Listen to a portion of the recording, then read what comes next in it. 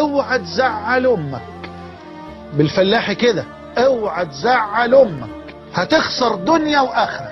كلام واضح اهو باختصار، كأن قاعد جنبك في البيت بقول لك اوعى تزعل امك. عاوز تسعد في الدنيا الاخره، بوس رجليها، بوس ايديها، بوس راسها، استرضيها باي شكل. ما تقوليش بقى، ما تقولش حاجه، ما تقوليش انت ولا حاجه وانا ولا حاجه. خلي بالك، انا ولا حاجه. هتقول لي ده انا عملت ايه؟